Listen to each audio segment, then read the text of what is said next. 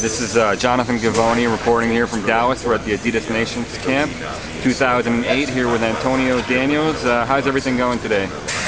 Good. We haven't done a lot yet today. You know, obviously it's a blessing to be here. Guys are very excited about the opportunity to interact with everybody at Adidas Nations, bringing different cultures together, different ethnicities together. Our players to share we all have the same thing in common. That's basketball. Right. How have you spent your summer so far? What have you been getting up to since the season ended? Well, just a lot of training, different working out, a lot of running, weightlifting, boxing, all the same things I do in the summertime to try and stay in shape. Because the older you get, the easier it is to fall out of shape. So I try not to fall out of shape at all. Continue to work hard. That way, when training camp opens, we go overseas this year, so when training camp opens, I'll be 100% ready to go.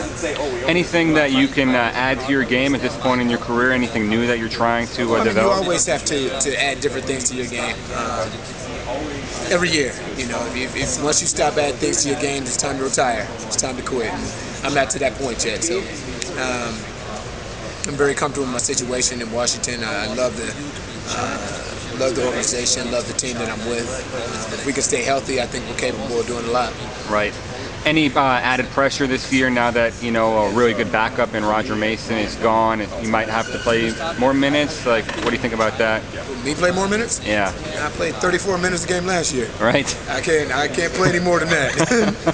No, not for me individually. There's no pressure. I don't think there's any pressure for us as a team. It's a team whose core group has been together for going on 4 years now. So the only added pressure is that we have to put on ourselves to play better. We don't have to start from block one, which is always an added bonus. You come in with a veteran-oriented team, and the leadership is there, the scoring is there. Now we have a defensive foundation, so we're capable of a lot. Right. During the NBA, the NBA season is so long, 82 games in preseason and playoffs. Just from a fan's perspective, I'm curious, do you guys is there any kind of pacing that you guys have to do? I mean, you've been through it so many times. No, I think a lot of it begins, that's what the summer's for. That's what the off-season is for. You have to know how to maintain your body, eat right, rest appropriately. So that way when the season comes around, your body's not dead, your body's not tired. I mean, eventually it's going to happen, you're going to get tired, but the longer you're in this league, you learn how to go about things in a different way, how to rest the right way, what to do and what not to do. So it's a grind. It is definitely a grind, but it's a blessing. Right. I'm curious about you individually. You were drafted in '97, right? Top 5 pick, very high expectations. Do you consider yourself more of a point guard or a shooting guard at this point in your career? I'm definitely more of a point guard because I have a pass-first mentality. Right. I'm not the type of guy that's going to go out there and try and score 20 points a night. At this point in my career, I'm at that point where I want to do whatever it takes for a team to win. Right. Sometimes that means score, sometimes that means pass. It always means defend. Don't turn the basketball over. Always, when you check in the game, you want to be someone that's solid, that can get the job done on both ends of the floor. Well, any goals individually as far as you're concerned this upcoming honestly, season? And maybe this is a downfall for me, but I never set goals individually. Right. My only individual goal is obviously to have a better season than I did a year ago and to stay healthy and injury-free. I'm more along the lines of collective goals as far as our team, organization goes. Any thoughts on the Olympics here, USA basketball, or something that you're going to be watching? Oh, I'll definitely be watching, definitely. Obviously, they're representing the NBA, they're representing our country over in China, so it's exciting. It's exciting. It comes around once every 4 years, so plus I think we have to restore the dominance that we once had. Right. And I think that edge has been taken off a little bit, so it'll be good to watch and see if we can kind of get that edge back again. What do you see as some of the keys to coming away with the gold?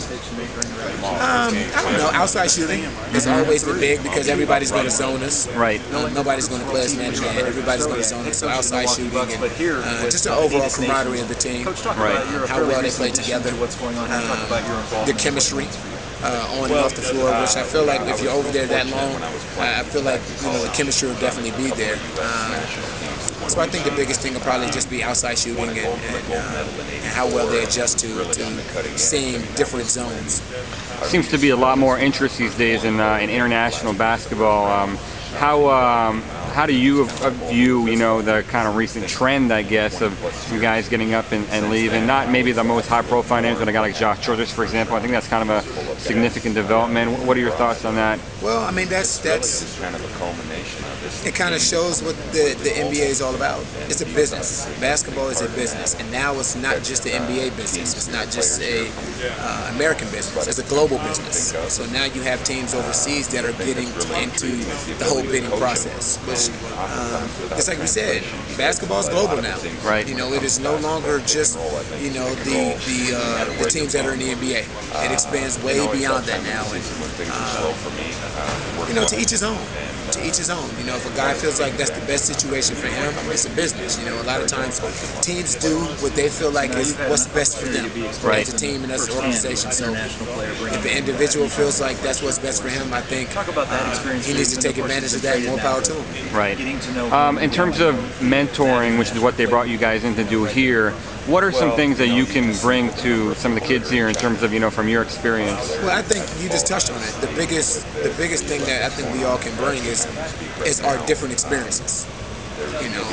Obviously Desmond's will be different than mine. Mine will be different than Antoine's. Antoine's will be different than TJ's, and so on and so forth. But we've all been in the NBA. We've all gone through our ups and downs and gone through different things. So we all bring something different to the table that we can share with these kids and hopefully give them something to take back that will help them in the long run.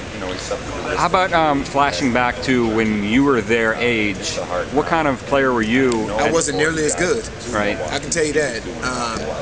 I wouldn't have been at a camp like this. Right. I was a late bloomer, so to speak. So it's good to see how much further that kids have come. They're bigger, they're stronger, they're faster, and hungrier because the NBA is that much closer for them. Right. When I was in high school, I wasn't thinking about the NBA. Right. I was making sure my mother didn't have to pay for college. Right. And I would have been content with that. But through the blessings of God, I've made it this far. So finally, tell us a little bit about Richard Jefferson. It's a great opportunity for us to be here. I'm excited about the opportunity to be here and to get my personal experiences, and hopefully I can help some of these kids out.